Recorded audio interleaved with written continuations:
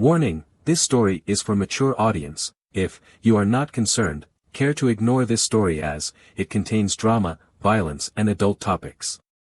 Thanks for your comprehension and enjoy the listening. We take a minute to tell you that the podcast is read by an AI voice. We apologize in advance for the accent without intonation, or the bad pronunciation of some native words in English, including acronyms. If you want a better understanding of the story, you should read the book, The Valhwatch. You will find the link in the description of this video. Synopsis. The Valhwatch is a story that delves into the intricate choices individuals make when given the power to change the world. Random people are selectively contacted through various means, urging them to participate in a project called the Valhwatch. Those who ignore the message face consequences, forcing them to participate against their will. The story follows the diverse group of participants as they navigate a world where their choices shape their destinies. Let's explore the first chapter.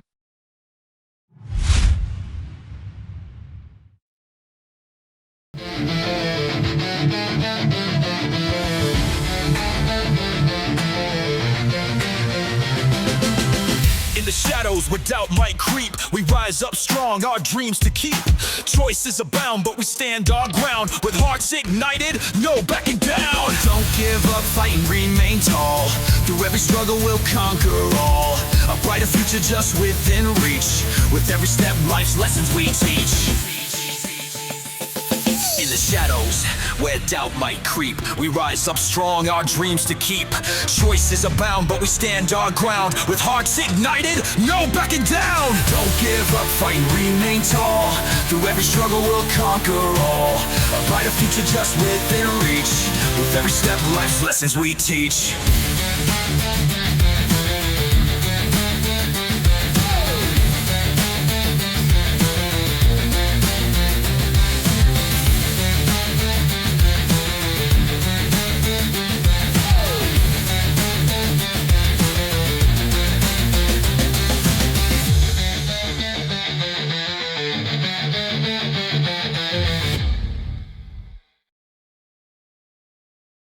Chapter 1, The Awakening. The story begins on May 18, 2024, at 6:55 a.m. As summer approaches, a panoramic view of the San Francisco Bay Bridge at dawn appears, with the sun struggling to rise, casting warm orange and pink hues across the cloud-streaked sky. The soft rustling of the trees in the morning breeze creates a symphony of nature awakening. Next, we see a modern building with its sun-kissed facade glistening in the early light, visible on the map of the streets and buildings of San Francisco. The morning air carries the scent of blooming jasmine from nearby gardens, while the distant sounds of city life begin to stir, a car horn, a bus rumbling to life, and the lively chatter of morning commuters. Next, we move to our protagonist's modest apartment on the 4th floor, where light filters through half-drawn curtains, casting playful shadows on the walls. A quiet sense of isolation envelopes the space, yet it's alive with the comfort of familiar belongings. At last, we arrive in his bedroom, where our protagonist, Jano Stein, a 25-year-old software engineer with short black hair, sleeps peacefully. The soft beeping of an alarm clock interrupts the tranquility, slowly pulling him from the depths of slumber. Next to his bed, a gaming desk with 3 screens reveals his nature as a typical geek and developer, a true embodiment of his passion juxtaposed against the room's quietness. As usual, he wakes up around 7 a.m. Yawning, he says, "Damn it, it's already morning? I stayed up too late last night, should have skipped those late-night games. Here we go again, the commute to work is going to be tiring today, it sucks. Seriously, they should really add more remote missions."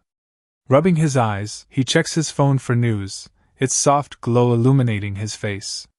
The day's headlines flood his mind with the latest technology trends and quirky highlights, anchoring him momentarily in the digital world before he drags himself to the restroom. The glare of fluorescent lights feels harsh against his skin as he brushes his teeth with a mechanical rhythm, the sound of bristles scratching against enamel filling the silence. After taking a shower, steam envelopes him like a comforting embrace.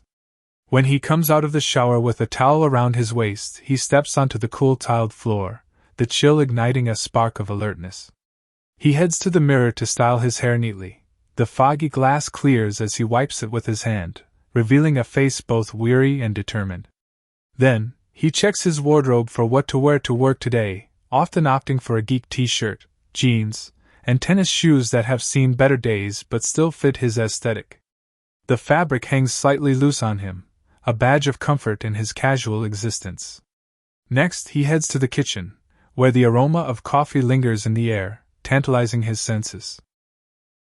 He prepares a simple breakfast of fried eggs, sliced bread, and a glass of milk, the eggs sizzling and popping in the pan as he expertly flips them. Sitting at the dining room table, he eats while scrolling through tech news on his phone, the morning light streaming through the window and illuminating the crumbs and remnants of his meal. At 8 a.m., he leaves his apartment, stepping into the vibrant streets filled with the sounds of chirping birds and the general hustle of San Francisco waking to life.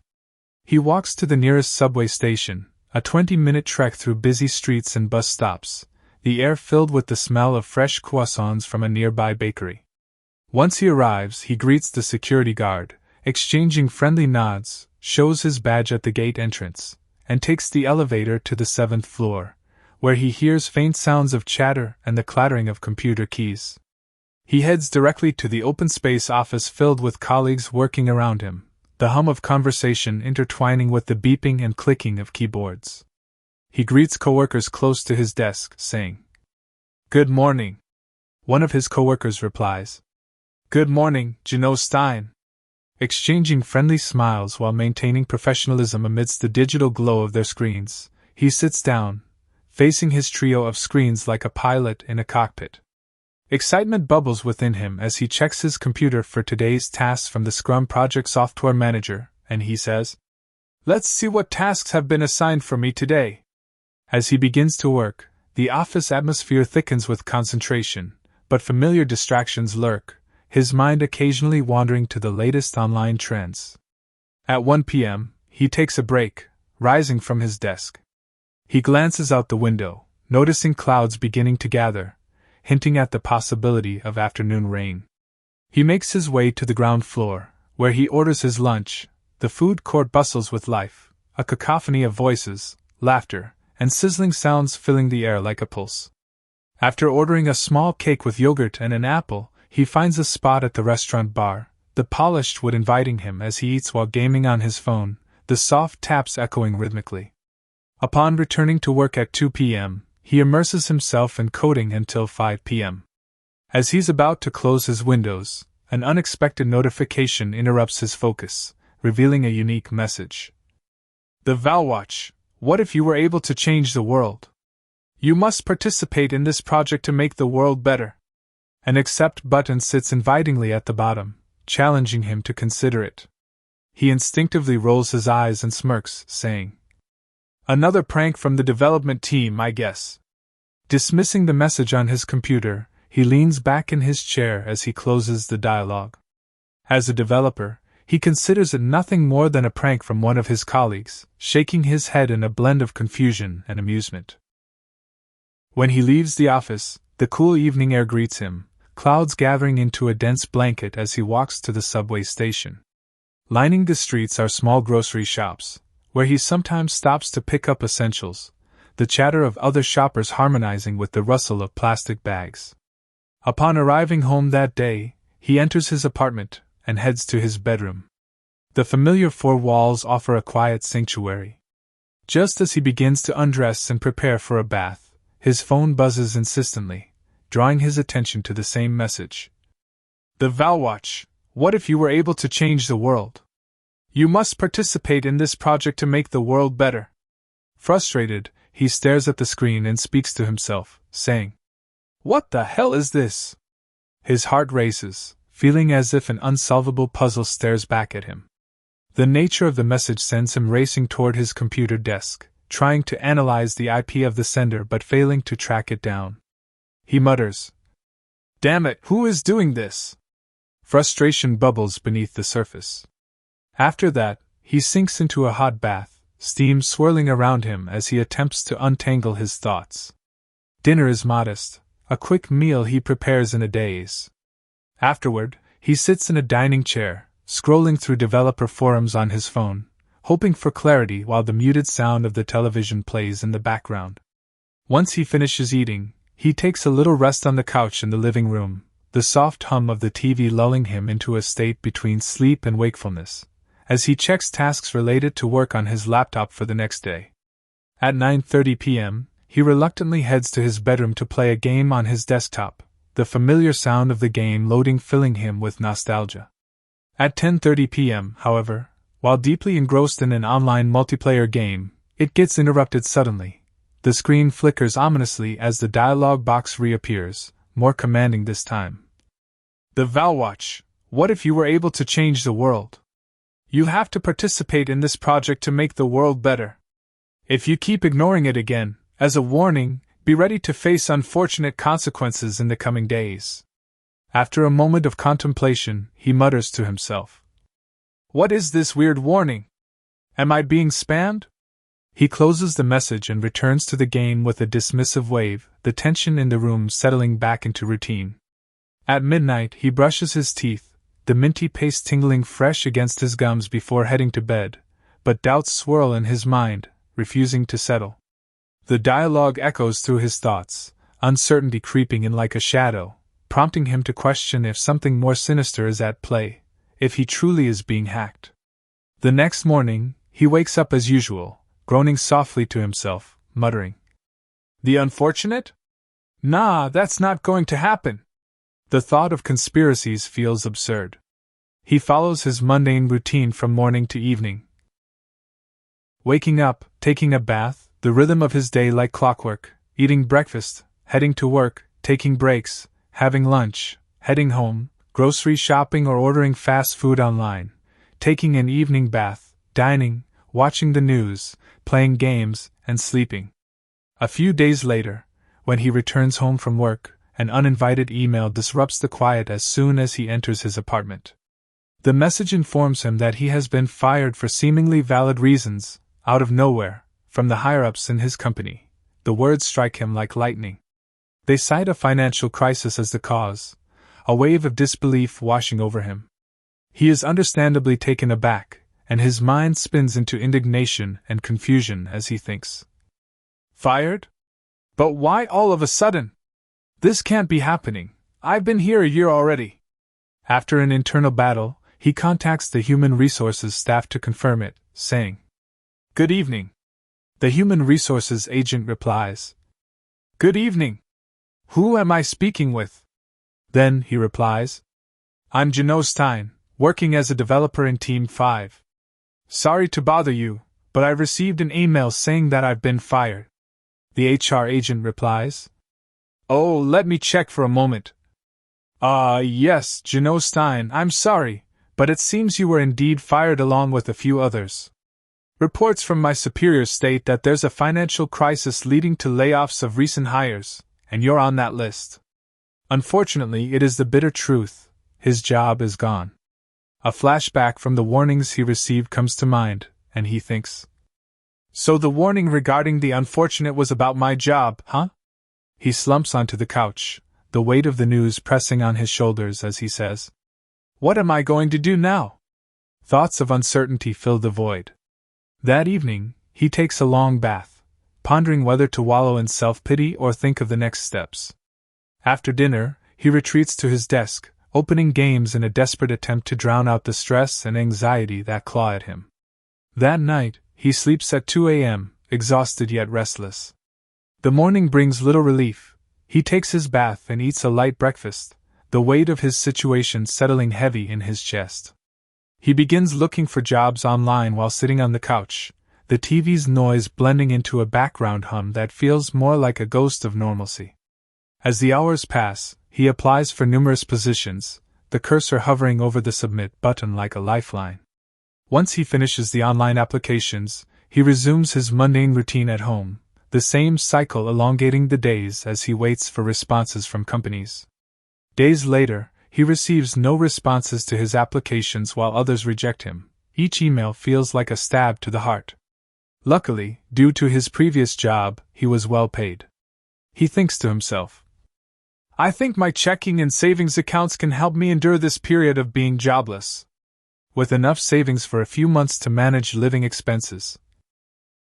Rent, food, bills, etc. Yet as time drifts on, the reality of dwindling finances settles like a thick fog, ominous and uncomfortable. Struggling to survive on his remaining money without job offers, he mutters, "Damn it, my life isn't working out as expected here in the USA, particularly in San Francisco, where real estate is no joke. Without getting a job, I'm already broke." He begins watching self-reflective philosophical videos, intrigued yet tortured by titles like, "What is the meaning of life? Are we alone in the universe?"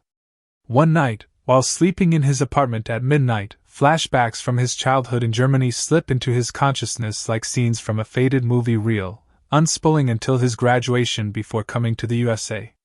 In those flashbacks, he remembers loving computer science, video games, space, and drawing, having middle-class parents in Berlin, and being their only child, the complex tapestry of his past woven into his identity. He wakes up the next morning, the echoes of nostalgia still fresh. Now considering whether he should call his father for financial support, he asks himself, "Should I really call Dad in Germany?" Yet the pride tethered around his heart restrains him. The embarrassment of being fired and the fear of disappointing his parents weigh heavily on him. He checks the message on his computer again from Valhwatch, muttering, "That Valhwatch stuff. You won. Are you satisfied? I don't know who you are as an organization. I guess you might be powerful enough to manipulate data. I hope you'll fix my situation back." He clicks on the accept button from the dialogue to participate in the project. Immediately, a confirmation appears, startling him with its abruptness, stating that he will receive a package the next day and that he must follow the instructions written within. As instructed, the package arrives in the late afternoon. He opens it to find an instruction paper fluttering delicately alongside a lightweight, flat, black cylinder resembling bubblegum that could fit the dimensions of his chest. It has a high-tech battle suit vibe with a V brand on the front. Also included are augmented reality lenses for his eyes, a bio watch, and a blue serum. The suit resembles a hero's costume, sleek and almost otherworldly, beckoning him with an alluring promise of transformation. He reads the instructions on the paper, his heart pounding slightly with anticipation, and exclaims, "Step 1. I have to wear the suit by placing the flat bubblegum on my chest. Step 2. Wear the augmented reality lenses. Step 3. Wear the bio watch. Step 4. Inject the blue serum into the bio watch." Following the instructions, he takes the black, flat cylinder. It feels flexible, and as he places it close to his chest, it automatically wraps around his entire body, forming an actual battle suit. A strange thrill surges through him as the costume morphs to fit his body snugly. He then puts on the augmented reality lenses, anticipation buzzing within him, and attaches the bio watch to his arm. Once all three pieces of gear are on, the augmented reality lenses come alive, launching a virtual operating system. A window appears before him, a blend of reality and digital fantasy swirling like a new reality unfolding. The system resembles Jarvis from the Iron Man movie, and it says, "Welcome to the Valhwatch project, Geno Stein. This is an augmented reality operating system. You can choose your virtual 3D personal assistant, male or female, and customize them as you wish." The layout interface for characters is similar to a game with multiple character selections and personality presets. Stunned by the technology, he says, "Oh, the augmented reality system and the user interface are impressive. Is this a new product for users to secretly test or what?" As he customizes a 3D virtual assistant, he muses, Let me see. Oh, this female character preset looks good. I will dress her in little fairy attire, like a character in a video game adventure. This will do. I also want someone who won't give me a headache, yeah. I'll set her as calm and casual. For her name, why not Shiva? In Indian mythology, she is Kali's wife, she is part of the consciousness. While Kali is the power, it sounds good. The consciousness. He names her Shiva. Her appearance renders delicately, with long braided blonde hair, fluttering fairy clothes, pale skin, elfin features, and human ears, a vision of strength and ethereal beauty. He sets Shiva's age to 20, feeling a kinship with her youthful aura. She greets him. "Hello, my dear Jano. Nice to meet you. I'm Shiva, your new personal virtual assistant. I will guide you in this project along with your journey from now on." Once he finishes customizing her, the augmented reality system instructs him to inject the serum into the Valhwatch. The voice from the system states, "Jano, now you have to inject the serum into your Valhwatch." Jano replies, sounding worried. Wait, are there any side effects to it?" Shiva gently reassures him. "Worry not, it's nothing that could threaten your life, just a minor dizziness effect." Then he injects the serum, warmth floods his body, and he suddenly feels dizzy and collapses. Annoyed, Jano asks, "What's happening to me? You're sure it's harmless, right?" Shiva replies soothingly, "Rest assured, I'm monitoring your body via the Valhwatch and the suit." As he gasps, feeling as if he's being suffocated, the Valhwatch connects to his skin with 16 nanopins, diffusing the serum throughout his body. His veins glow a radiant blue as energy surges within him. While he is still in coma, both his body and the watch begin syncing. A camera shows his internal transformation, with blood circulating and DNA modifying at a cellular level. After 3 hours, he wakes, gasping, heart racing like a thundering drum. Shiva greets him with a melodic voice, resonating brightly as she walks around him. "Welcome back, Jano." Jano, still a little confused, asks, "What just happened?" "I fainted." Shiva explains what transpired during his fainting. Her ethereal form flickers and dances in the virtual space created around him, offering clarity amidst the chaos. "Jano, you are now a Valhwatcher, a participant in the Valhwatch project." He replies incredulously. "What the heck is this so-called Valhwatch?" She explains further. "The Valhwatch introduces a world of possibilities waiting to unfold. As a participant, you have the opportunity to shape your world as you wish." The bedroom buzzes with anticipation as he manipulates this virtual realm with his hands, navigating a reality that blends seamlessly with the digital. During their conversation, she adds, "As a starting point, any illnesses you've had, your youth, and your wounds will be healed." Filling him with hope that clings to his emotions, she continues, "The Valhwatch and serum can also improve your reflexes like an animal, boosting your sight, smell, strength, and more." A tantalizing glimpse into the power he has just received ignites his curiosity as she adds, "As an extra bonus, the serum provides nutrients, so you won't need to eat for a while," further stoking the flames of his curiosity and growth. However, Shiva punctures this euphoria with a heavy warning.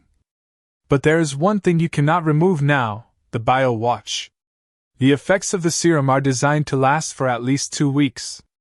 If you don't inject the serum again after those 2 weeks pass, you will face a lingering vulnerability as a normal human and die within the next 2 weeks." As his heart grips in realization, she continues, "If you want to survive, you must find serum doses that are hidden around the world or complete certain quests to obtain them." She emphasizes, "Removing the Valhwatch has severe drawbacks. If you want to take a bath, for example, you can only do so for 2 hours, else you will die. The watch is like your second heart." A heavy realization sinks like lead in his stomach. As she continues, she mentions, "If you wish to leave the project, you could also transfer the Valhwatch to another person, but you, Jano, as the previous owner, will forget everything about the project from the moment you receive the equipment. You will revert to being your normal self. The next owner will have their own abilities." She adds, "However, your misfortune will remain unchanged, as if you had never accepted the invitation from that message." Filled with intrigue, Jano tries to ask her, "Who is behind this?" She replies with a forlorn tone, "To be honest, I have no clue. I was created the moment you wore the lenses and customized me. My existence is tied to yours, only knowing the scripts written for me, the knowledge of the game, and this world. I'm a curious AI entity too, without a past. I am trying to discover what my creators want us to do together." He begins to question, Okay, what can I do about the project? Am I being forced? She explains the possibilities, liberating in their potential. You can do whatever you want with your life. Ignoring quests from the project is an option if you have enough serum to survive. Surrounded by virtual space, his vision swirling with possibilities, he yearns for clarity as he searches for information about high-tech IP addresses and details about the Valhwatch, only to find no relevant information. Disappointment lingers in the air like dust settling. Next, Shiva asks him if he wants to know more about the equipment. "Jino, do you want to know some features about the gear you wore?" He gladly replies. "Yeah, go ahead." Then she continues. "The costume can protect you from heavy damage, such as bullets and car shocks, made with extra nanofiber. Those properties grant you a mix of comfort and security." She adds enthusiastically. "With a solid exoskeleton, you can lift heavy objects, leap higher, and sprint faster, even under extreme conditions. The technology is advanced to the point that it's not replicable by humans for the moment. The costume can convert water into oxygen when you're underwater and hydrogen into oxygen in space. You can think of it like the breathing process of a human's lungs." An exhilarating thought for Jino as a geek, discovering something new. Yet, she cautions him. "This doesn't make you invincible. Heavier damage can still arise from other Valhurs during battles if they wield the same suit or if you're entangled in disasters like a nuclear explosion or crashing into a plane. The chilling reminder of mortality cloaked in allure," she adds. "If the suit is damaged, it will decrease the serum health effect from your body from the promised 2 weeks to mere hours. You may then require further injections to survive." The stakes rising as he connects to these newfound capabilities, she continues. "Another feature of the costume is that it can morph with your body to take on the appearance of any clothing." Hearing this ignites his imagination. He eagerly attempts to virtually choose clothing, swiping through various styles to pick suitable attire, finally confirming his choice as the system applies it to the suit, a sense of glee spreading within him. She states, "The suit is extendable for combat, allowing martial arts-like movements, and its strength is tailored to your progression or natural skills since it has an exoskeleton built into it." As he embraces the adrenaline of possibility, Jino asks, "Why was I chosen, by the way?" His voice is barely above a whisper amidst a chaos of emotions. Shiva replies, "It's random, based on potential participants deemed worthy by the creators. An unsettling notion woven within a grand design." She continues, "You are not alone. People around the world could receive packages and participate too." A flood of thoughts races through his mind about the scope of this project. Jino wants to know about other participants and their locations, asking, "Oh, so I'm not alone. Could I find out who the other participants might be?" She answers, a static hint of regret in her voice. "I scanned the area. Unfortunately, I can't find them because the suit conceals their signature signals from radar." She mentions, "My sensitive detection range is 50 meters based on your natural skills. A signal from a Valhur beyond that distance cannot be guaranteed. I may not yield anything useful. Therefore, Jino, if you wish to find another user, you must venture out into the world."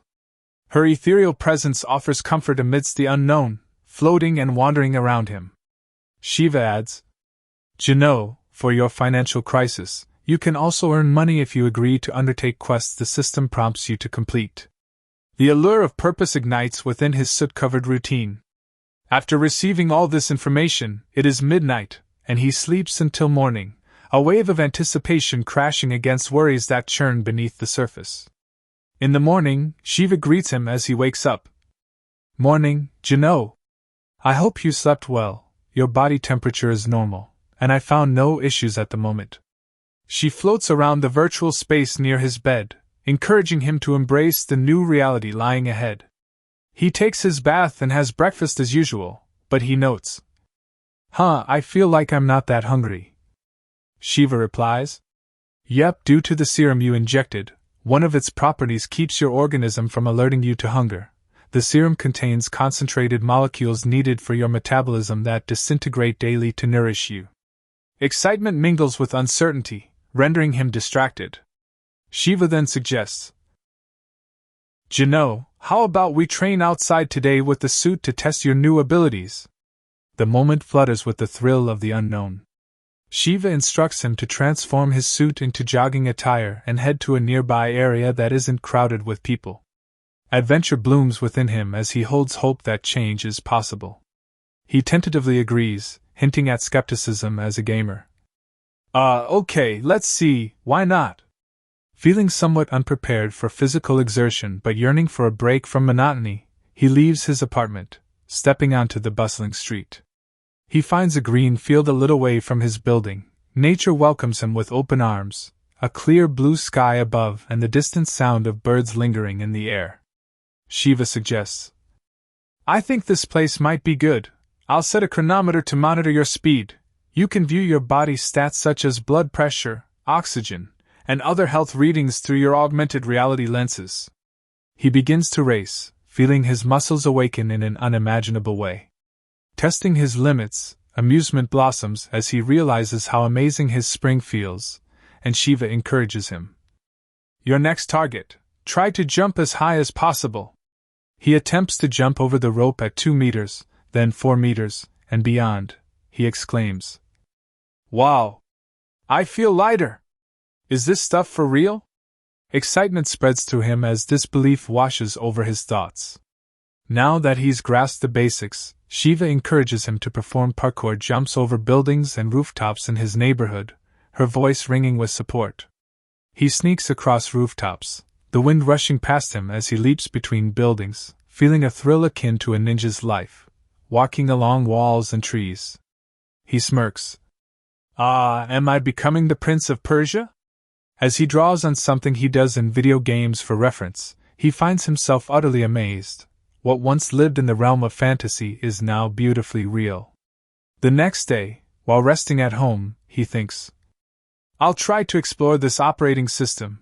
The user experience is great, and the software is something I've never encountered. He Googles information again using the 3D virtual space about the Valhwatch, eagerly gathering intel from around the globe. Topics like games, computer science, artificial intelligence, and space ignite his passions, awareness returning.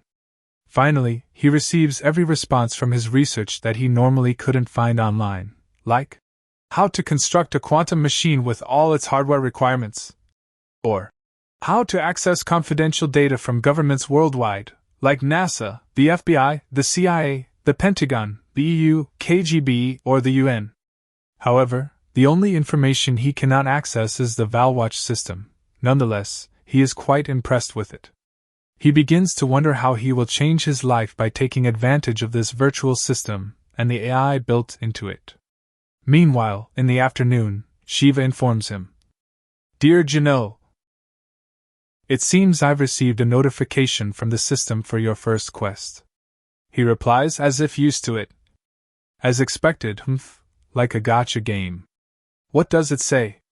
Shiva shows him the notice in a window from the interactive 3D augmented reality space, alongside a map of the town outlining the route to the location, saying, The quest is to find your first serum nearby. You can check the interactive map.